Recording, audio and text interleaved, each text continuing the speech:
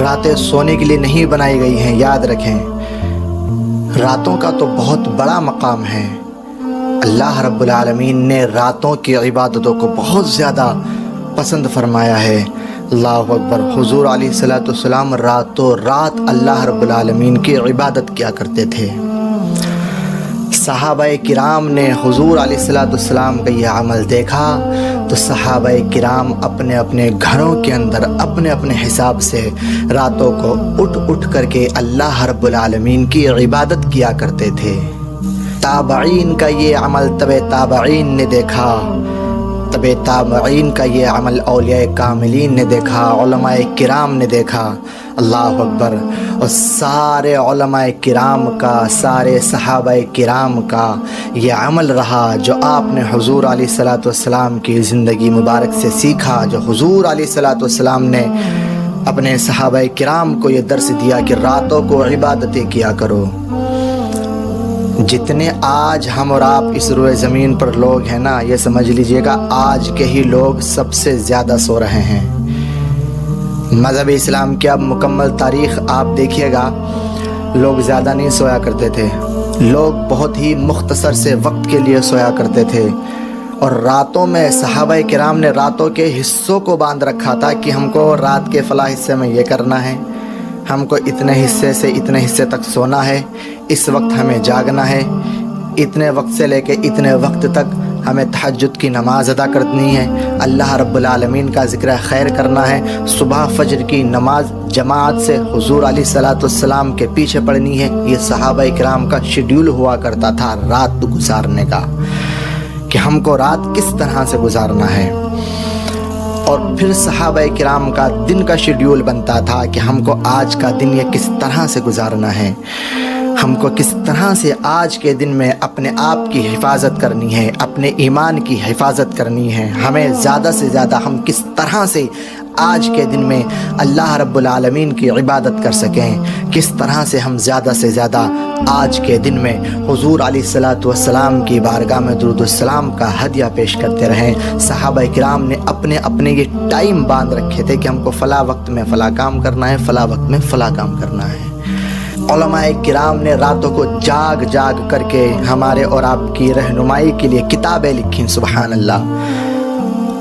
آج بے شمار کتابیں الحمدللہ آج ہمارے پاس میں موجود ہیں، بے شمار کتابیں آج علماء کرام کی ہمارے پاس میں موجود ہیں۔ اتنی کتابیں مذہب اسلام کی تاریخ میں کبھی نہیں رہیں جتنی کتابیں آج مذہب اسلام کی ہمارے اور آپ کے پاس میں ہیں۔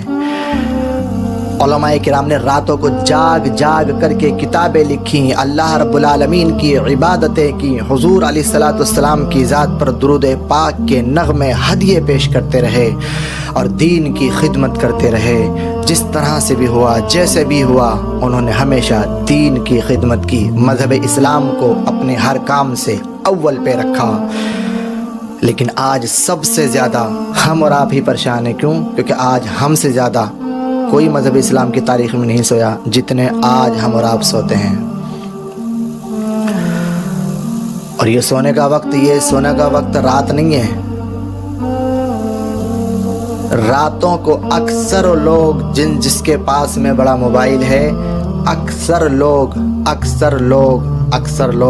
یعنی کہ اگر 100% لوگ بڑے فون والے چنے جائیں تو اس میں سے 80 لوگ ایسے ہیں جو رات میں ہر روز موبائل چلا کر کے نہ تو ان کو 1 بجے کا پتہ چلتا ہے، نہ ان کو 2 بجے کا پتہ چلتا ہے، نہ ان کو 3 بجے کا پتہ چلتا ہے۔ کبھی تو بہت سارے لوگوں کو وقت کا پتہ ہی تب چلتا ہے جب مسجدوں سے فجر کی اذانوں کی آواز کان میں آتی ہے کہ ہاں صبح ہو گئی، فجر کا وقت ہو گیا ہے، اذان کی آواز آ رہی ہے، تب ان کے موبائل رکھے جاتے ہیں۔ اللہ اکبر۔ راتوں کو جاگنا تو ہماری پہچان ہے، مسلمانوں کی پہچان ہے۔ اللہ رب العالمین کے جو پسندیدہ بندے لوگ ہوتے ہیں وہ راتوں کو جاگ کر کے موبائل نہیں چلاتے، وہ راتوں کو جاگ کر کے اپنے آپ کو گناہوں میں ملوث نہیں کرتے، وہ راتوں کو جاگ کر کے اپنا وقت خراب نہیں کرتے، بلکہ جو اللہ رب العالمین سے محبت کرتے ہیں، مذہب اسلام سے محبت کرتے ہیں، حضور علیہ الصلوۃ والسلام کے دین سے محبت کرتے ہیں، اپنے اوپر فخر محسوس کرتے ہیں کہ اللہ رب العالمین نے ہمیں اور آپ کو سنی مسلمان بنایا ہے الحمدللہ۔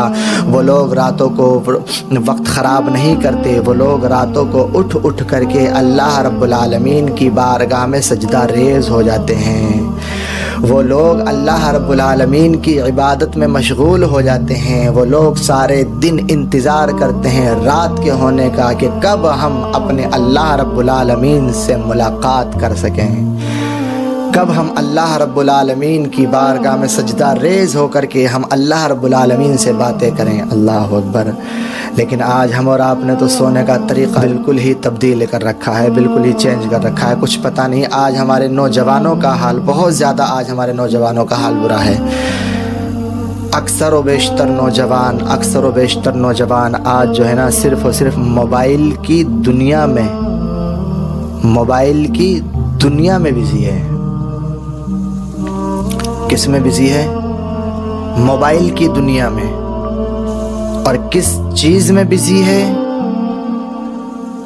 اپنے وقت کو خراب کرنے میں آج کا یوتھ ہمارا بزی ہے، اپنے فیوچر کو تباہ کرنے میں آج کا ینگسٹر نوجوان ہمارا سارے دن موبائل کو چلانے میں بزی ہے۔ آج گھروں کے اندر جتنے فون ہیں سارا دن فون چلتے ہیں، کب 1 GB ختم ہو گئی، کب 2 GB ختم ہو گئی، کب کسی نے تو 3 GB والا ریچارج کرائے ہوتے ہیں اپنے فونوں کے اندر۔ اور اب تو ویسے 5G کا زمانہ ہے، لوگ اب پرانے فون بیچ کر کے نئے فون اس لیے لیتے ہیں تاکہ نیٹ چلنے میں دقت نہ آئے، ہمیشہ ہم کو نیٹ اویلیبل اپنے موبائل کے اندر ملے۔ اللہ اکبر۔ راتوں کو جاگنے کا ایک فائدہ بتا دیجئے گا، راتوں کو وقت خراب کرنے کا کوئی ایک فائدہ بتا دیجئے گا۔ راتیں وہ اللہ رب العالمین کی بارگاہ میں قبول اور مقبول ہوتی ہیں جن راتوں میں لوگ اٹھتے ہیں، وضو کرتے ہیں، اللہ رب العالمین کی عبادت میں مشغول ہو جاتے ہیں، اپنے سر کو اللہ رب العالمین کے سامنے رکھ دیتے ہیں اور کہتے ہیں سبحان ربی الاعلیٰ، بے شک رب قدیر تیری شان بہت ہی بلند و بالا، عظمت والا، بہت ہی شان و شوکت والا رب قدیر، بے شک تو ہے۔ لیکن ہم نے تو اللہ رب العالمین کو منانا چھوڑ دیا، تہجد کے نماز کے عادی بنے۔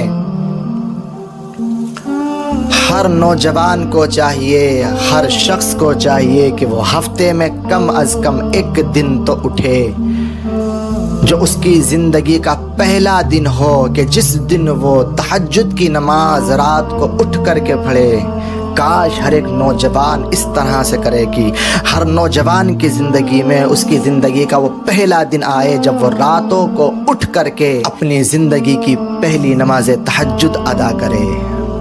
کاش نوجوانوں کے دلوں کو میرا رب قدیر اتنا روشن کر دے مذہب اسلام کی محبت سے، مذہب اسلام کے علم سے، کہ راتوں کو نوجوان اہل سنت والجماعت کے نوجوان سنی مسلمان راتوں کو اٹھ کر کے کھڑے ہو جائیں، وضو کریں، تہجد کی نماز ادا کریں، کل امت مسلمہ کے لیے دعائیں کریں، پریشان حال لوگوں کے لیے دعائیں کریں، ضرورت مند لوگوں کے لیے دعائیں کریں، مجبور لوگوں کے لیے دعائیں کریں، حاجت رواں لوگوں کے لیے دعائیں کریں، بیمار لوگوں کے لیے دعائیں کریں، یتیم لوگوں کے لیے دعائیں کریں، مظلوم لوگوں کے لیے دعائیں کریں، اپنے لیے دعائیں کریں، اپنے گھر والوں کے لیے دعائیں کریں، اپنے بیوی بچوں کے لیے دعائیں کریں، اپنے بھائیوں کے لیے دعائیں کریں، اپنی بہنوں کے لیے دعائیں کریں، کل امت مسلمہ کے لیے دعائیں کریں۔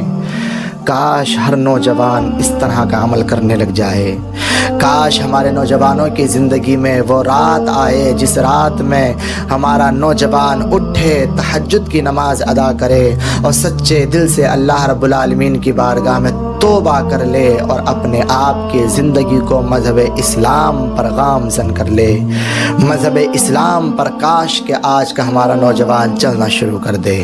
ہر ایک انسان کو اللہ رب العالمین نے روح بخشی ہے، روح جو آج ہمارے اندر جان ہے، یہ جو ہم بول رہے ہیں یہ روح ہے، جب انسان کی موت آتی ہے تو انسان کے جسم سے یہ جان نکال لی جاتی ہے، یہ روح نکال لی جاتی ہے۔ تو یہ روح ڈالی کس نے ہمارے جسم میں؟ اللہ رب العالمین نے۔ اور جس وقت روح ڈالی جاتی ہے کسی شخص کے اندر، اس وقت میں اس شخص کی عمر ہوتی ہے 4 مہینے، یعنی کہ 120 دن کا جب بچہ اپنی ماں کے شکم میں ہوتا ہے، اللہ رب العالمین ایک فرشتے کو بھیجتا ہے اس شخص کی عمر لکھنے کے لیے، اس شخص کا رزق لکھنے کے لیے، اور اس شخص کی موت کا وقت لکھنے کے لیے۔ روح اللہ رب العالمین کی عطا کی ہوئی چیز ہے ہمارے اور آپ کے پاس، جو کہ بہت مبارک، بہت پاکیزہ روح ہے۔ جتنے بھی مومنین ہیں سب کی روحیں بہت پاکیزہ، اللہ رب العالمین نے ہر شخص کے جسم میں پاکیزہ روح کو داخل کیا، پاک صاف ستھری روح کو داخل کیا۔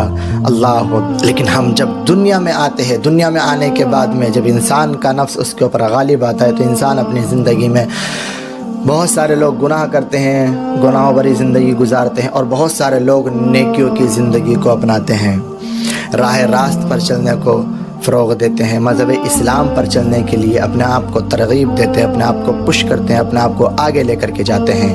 اللہ اکبر۔ لیکن یاد رکھیں، جن کی روحیں ناپاک ہو گئی ہیں دنیا میں، اور روح ناپاک کب ہوتی ہے؟ کہ جب انسان گناہ کرتا ہے، گناہ کرتا ہے، گناہ کرتا رہتا ہے، عادی بن جاتا ہے، تو انسان کی روح ناپاک ہو جاتی ہے۔ کلام مقدس پڑھ پڑھ کے نہ اپنی روحوں کو پاک کرنا چاہیے، توبہ کر کر کے اللہ رب العالمین کی بارگاہ میں ہمیں اور آپ کو اپنی روح کو پاک کرنا چاہیے۔ اللہ اکبر۔ اگر موت آ گئی بنا توبہ کیے، تو اب جب روح جسم سے نکل جائے گی تو واپس کہاں جائے گی؟ اللہ رب العالمین کے پاس میں۔